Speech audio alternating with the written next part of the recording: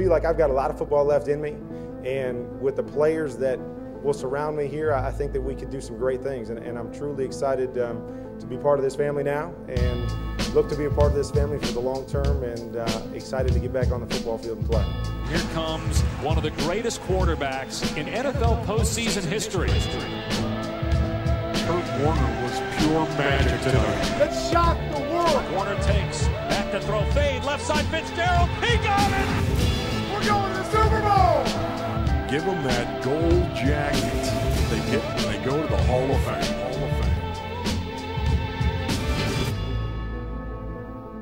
Hi everyone, I'm Jody Jackson and welcome to the Warner Legacy. Kurt Warner's story is amazing, even if it had ended in 2001 after taking the Rams to 2 Super Bowls. But what makes it truly incredible are his final 5 seasons here in Arizona. Over the next 30 minutes, we'll examine the legacy Kurt Warner built in Arizona from 2 perspectives, in the locker room and with the Arizona community and fan base. Ron Wolfley will lend his perspective on the remarkable rebirth of Warner's career with the Cardinals. Paul Calvisi sits down one final time with Kurt as the quarterback of the team. And make sure you stay tuned for an emotional tribute to Warner that summarizes what he has meant to us on Sundays at University of Phoenix Stadium.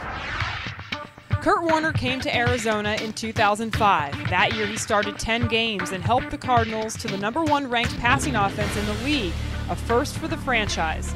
In 2006, Warner was pulled 4 games into the season in favor of the rookie first-round pick Matt Leinart. Warner remained the backup in 2007 until he entered the game in Baltimore and nearly led the Cardinals to a comeback victory with a no-huddle package the Ravens couldn't stop. A few weeks later, Warner took over when Leinart suffered a season-ending shoulder injury. Warner finished the 2007 season strong, throwing 27 touchdowns in just 11 games. Warner and Leinart battled it out in the 2008 preseason for the starting job. Warner got the nod and never looked back. Against the Dolphins, he posted a perfect passer rating for the 3rd time in his career.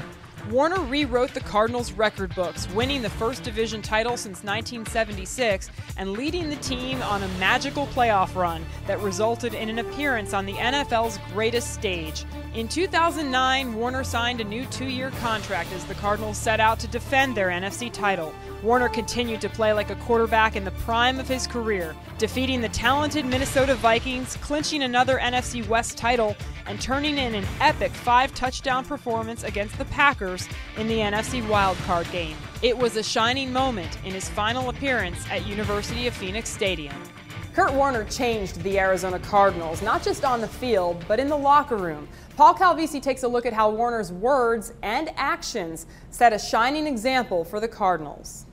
What Kurt said, Kurt did. I hope to have another chapter here that can weigh evenly with what I did in St. Louis. Literally, from day one in Arizona 2005, Kurt put the football where his mouth was, on the money. To take a team from a place with no expectations and to win a championship, and the way the doors opened and the way the city opened up, and I think that potential is right here in Arizona as well. Kurt on the air. I'm not here to win a division championship. Sorry. I'm here to win a national championship. I'm here to win it all. Kurt in the locker room. Let's shock the world. Kurt said it. I feel like I've done everything I needed to do to say, hey, if you put me in and start, that you're going to get a top-notch quarterback in this league. Sometimes saying it more than once. I can still play at an extremely high level. I can still be one of the best quarterbacks in this league. Even when he said it as just the backup, he didn't just believe, he knew. Now it comes down to you saying, is that the best thing for this football team, or is it better to go with Matt? Basically, Kurt knew then what we know now. This guy is a Hall of Famer. He's amazing, man. To be 38 years old and playing at this level right now is astonishing. In fact, we talked about it back in training camp this season, the perfect game. To me, a perfect game as a quarterback is making every throw that you should make and making the right decision every time the ball's in your hand. Then, in his second to last game, Kurt nearly did it. More touchdowns than incompletions. In a word, baby, legendary. When you see a player that's playing at the level that he's played for us for 31 games now, it still says, I'm looking to play the perfect game you know, that sets a high standard not only for him, but for the rest of your team. Such an impact that Kurt the quarterback didn't cover it. It was more like his business card read, Kurt the Catalyst, and he knew that. There's a competitive fire on the field that I think surprises my teammates sometimes, and I want to be perfect. And I think that's what guys that have been with me have come to figure out, and it's pushing them to want to be perfect too. And that's kind of what I want to leave with the young guys, or even, you know, any player that I've played with, is I want them to seek greatness like I did. Kurt led the Cardinals to the Super Bowl. He said it, he did it, and he's proud of it. That was the thing that I'm most proud of, was to be a factor in helping bring this organization to that level. And that, to me, is a perfect bookend to my career. So, how much will the Cardinals miss Kurt Warner? Well, on Sundays, we know that. The question is, how much will the Cardinals miss Kurt Warner right here in the locker room? When you run into players like that, you know that they are extraordinary, and I've had the fortune of having a couple of those in my career, and that's not common. And I would say the other one is Walter Payton. But when you run across guys like that to set a standard, their impact on your football team will be felt for years to come. You want to know what it takes to be a pro? Look at this guy. Look at how he prepares.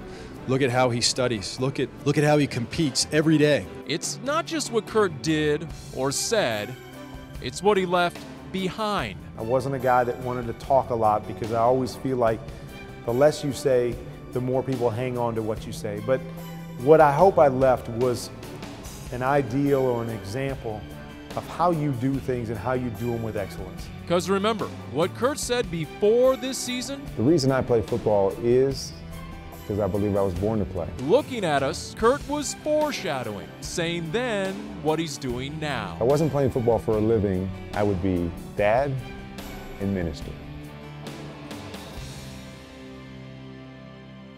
Later in the show, Paul shares a candid conversation with Kurt, but up next, a unique perspective on Warner's legacy from the man who had a voice in every memorable radio call during number 13's tenure in Arizona, Cardinals radio analyst Ron Wolfley.